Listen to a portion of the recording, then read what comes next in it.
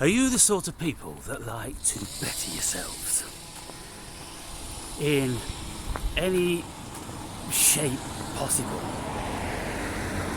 I mean, personally, I've always been highly motivated in all regions, really. I've always felt it really necessary to keep learning, keep building on something, keep the body in shape, the mind in shape, keep progressing, achieving things. I was highly, highly driven as a younger man to achieve, and I suppose that was the driving force behind me travelling 45 countries around the world, and many of them many times. So, the amount of times I've been on these jetliners, it's the sort of thing I just don't really want to remember, because I always used to hate it. And I think these days I would really need to want to go to somewhere before I got on one of those planes again. And not only that, just to go through all the rigmarole of the airports and the travelling and to and from on the motorway and all that sort of stuff in the Matrix with millions of people all around you. Oh, horrible. So anyway, being motivated and driven, how many of you every day you drive for excellence? You have a notion in your mind of a variety of achievement that you want to tuck under your belt, What do you want to be? Who do you want to be? And I suppose, for students going to university, then they're driven every single day because they have a projection of themselves in the future of an architect or a doctor or a dentist or a biologist or anything like that. They have a vision in their mind's eye. But I never had a vision of being qualified in anything like that, and so the last thing I was going to do was going to go to university. I was going to do things my own way, very, very driven and motivated in my own unique way, as you would expect. I did lots of unique things, like travelling to Australia with the intention of working in the gold mines, and I did it. Going over to Greece with the intention of becoming a scuba diving instructor, and I did it. Going to Canada with the intention to do something, put my skills to the task, and to test my mettle. I always used to love to do that.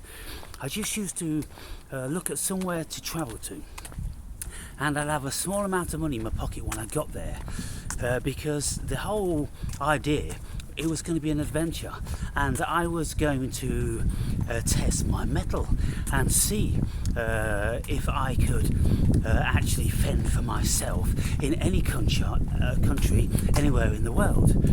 And so I did this in many, many places and had many jobs, and it's kind of like wow, in Australia I was working for a building contractor, just a one-man band, who had a contract to refurbish an Aboriginal settlement 150 miles out in the desert. And to live on an Aboriginal settlement is quite something, people. They really are very, very primal. And as much as the government filtered in millions of Australian dollars into these small towns that they build right out in these sacred lands that they've got, the Aborigines, they're very curious.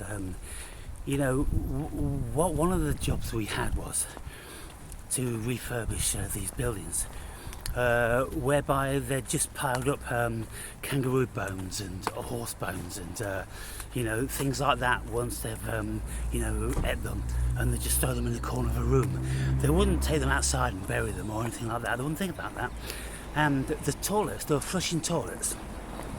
But what they used to do, they just used to shit in the toilet until it was full and overflowing and coming out the actual toilet room.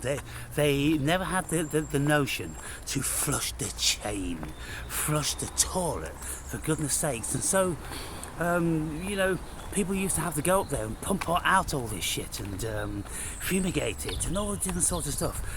And so when I was there, you're doing all different sorts of building work on these buildings to make them usable again. The Aborigines were sitting around in little circles with little fires built of little bits of kindling, which basically they would break any bits of the house. They used to break the roof up, they used to break the door frames up, they used to break anything up. And so everything used to have to be metal. They'd make everything out of metal. All the doors and frames and things like that. But they'd burn these little fires on a little billy can, and they would, boil up their broth, and then there would be horse legs and half a kangaroo carcass hanging around and all this sorts of stuff. And so I ended up trading with them Aboriginal artifacts for beer, because, of course, Aborigines love alcohol. But unfortunately they can't handle it. They get very, very drunk very easy, and they become alcoholics very, very easily. But I didn't know that at the time, but I knew they liked beer, so I thought, well, I'll help them out with that one. So when I used to travel into the desert, often I used to go alone, and I used to drive a large army troop carrier. Wheels this high and very high up. The sort of thing that can carry like 20 or 30 men. And so this builder, he used it to carry materials and all that sort of thing. And of course the landscape, the terrain going into this desert village, you go across flooded creeks and potted, and there's no tarmac roads or anything like that. It was all desert roads, just carved out of the land.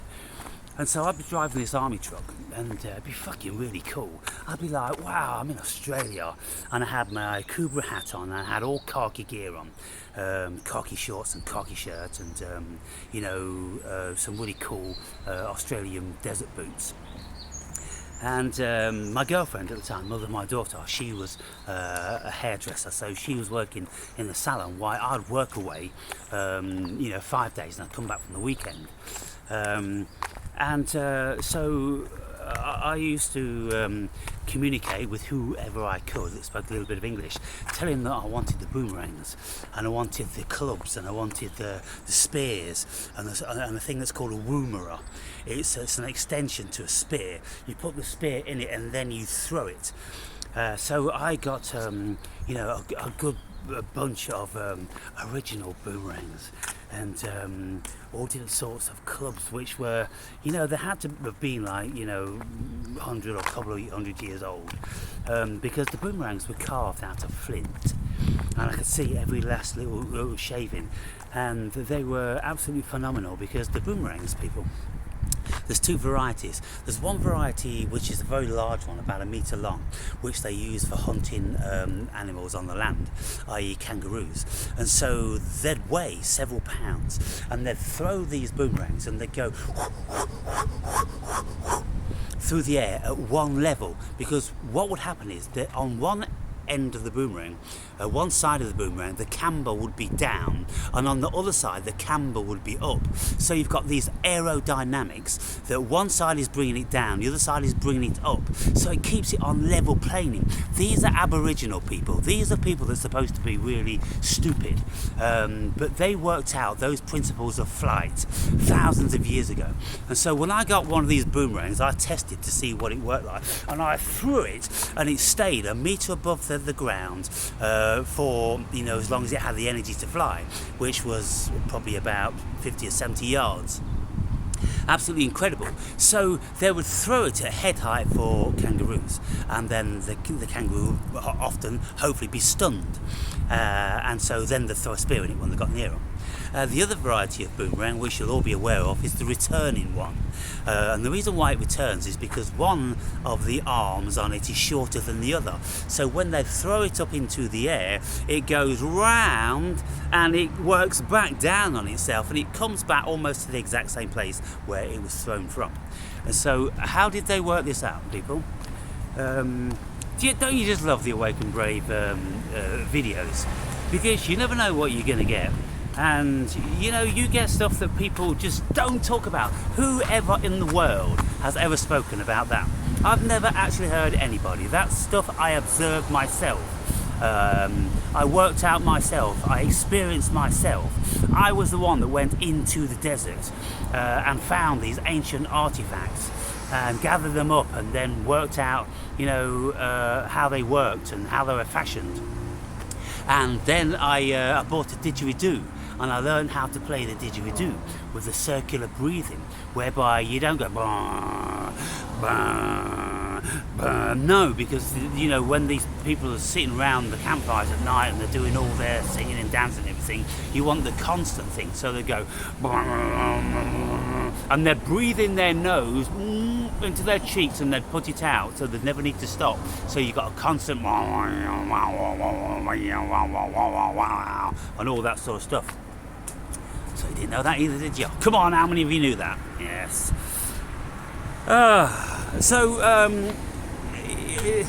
Deciding what you want to do, what you want to be. Every day I am, as you know, I'm practicing my singing, and I'm practicing the guitar, and I'm going to the gym, or I'm cycling, I'm keeping fit, then I'm meditating, then I'm reading, and then often I'm doing something which is arty,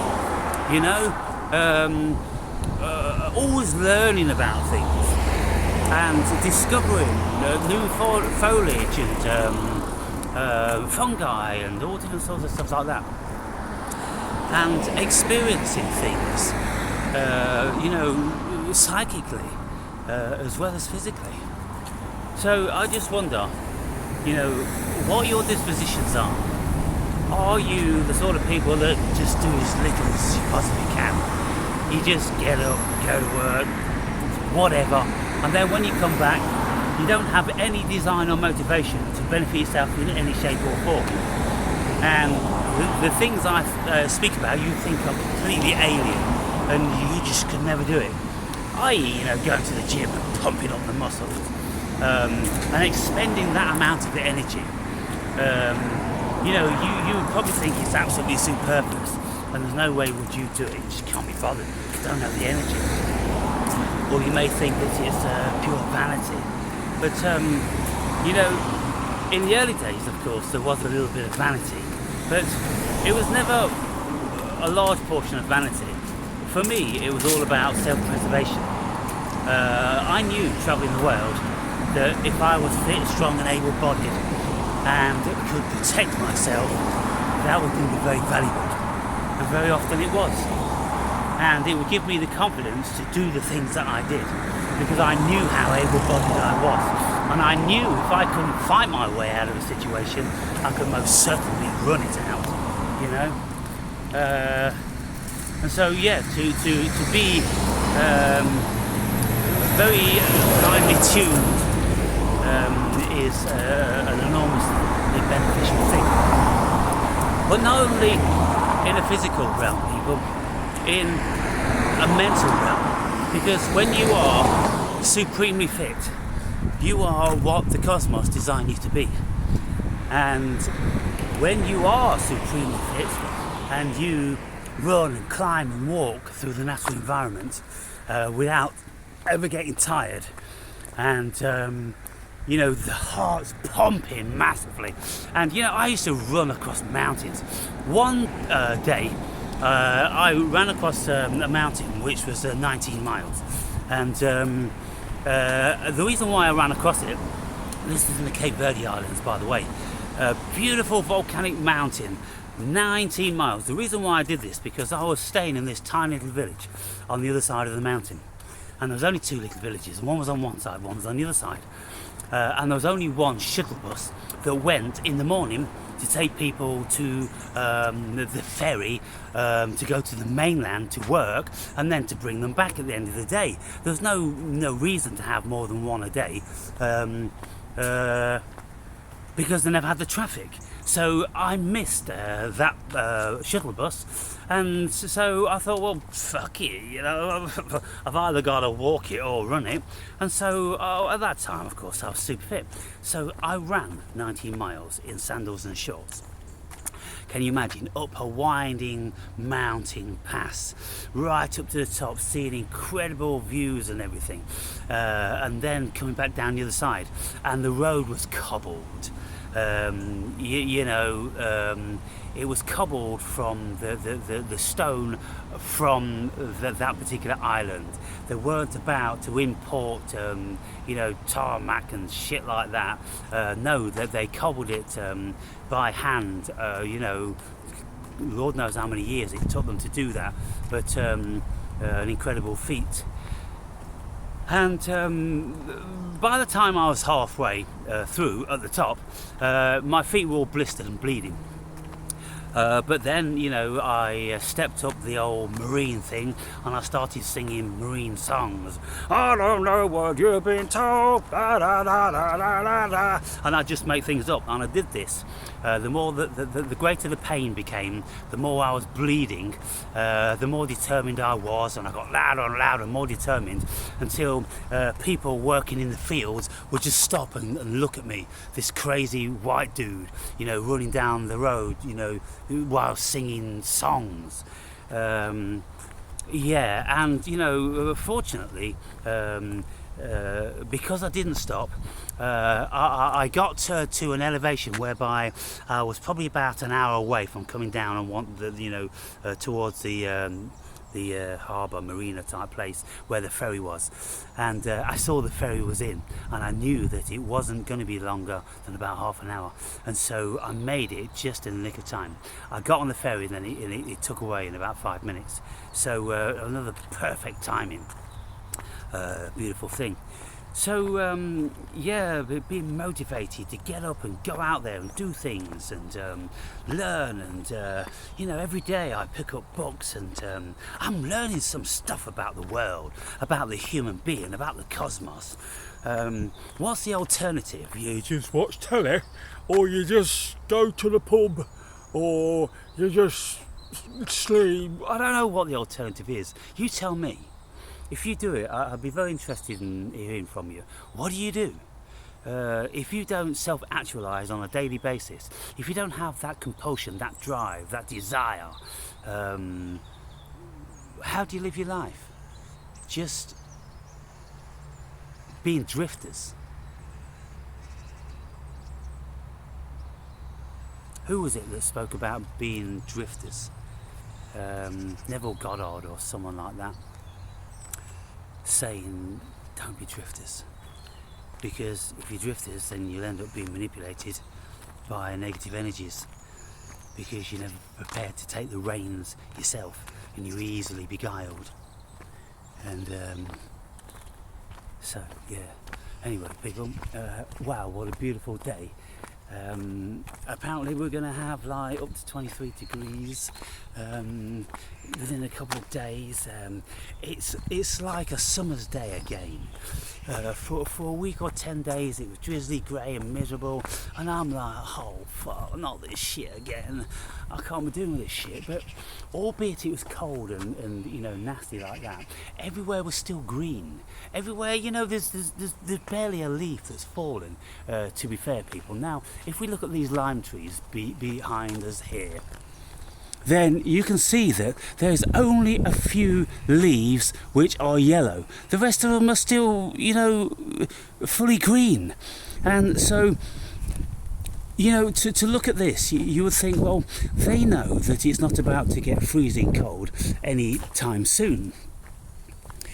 Because why trees? drop their leaves is because when they feel the colder weather coming in, they know that they are in danger of frostbite.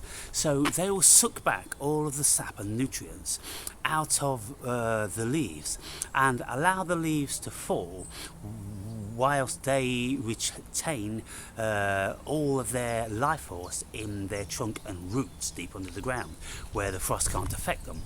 And so because they know that the cold weather isn't about to come in anytime soon, the frost, then they're enjoying it. They're being flamboyant and they're expressing themselves. Whereas, look at it, it's mid-September, and September is autumn. Everywhere should be autumnal, and the winds should be blowing and howling, and the leaves should be withering and browning and scattered and flowing down the streets and gathering in the gutters and all that sort of stuff. But there's just a little bit going on, just a little bit. And so I would think that, we've got at least a month well into October before we start to see signs of winter. So that's the beautiful thing. And, the variety of the world,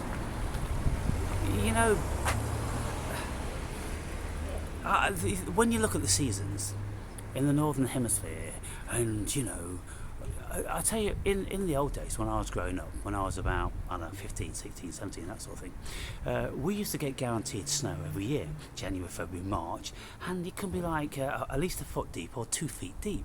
Every year we'd have snow. But then for many years now we don't even see snow, barely a frost, barely gets below 1 degree, and so the seasons are changing, and they aren't guaranteed, and I suppose that soon, you see, look at the Christmas cards. You've got snow on the ground, and you've got the robin, you've got the mistletoe and the holly. Well, I think those days are over. What snow? When's the last time we had a white Christmas? In Britain, at least. I can't remember. A long time ago, when my daughter was just, a youngster, 7 years old or something, building snowmen. And so I think the Christmas cards will start to change. And you'll have beautiful, glorious, dry summer days, summer depictions. How are you doing, short legs? Oh, mate. How are you? Oh, not too bad, mate. Yeah. And so, the world is changing around us. Can you imagine, if the globe really is warming up, then we won't see any frost even in a few years' time.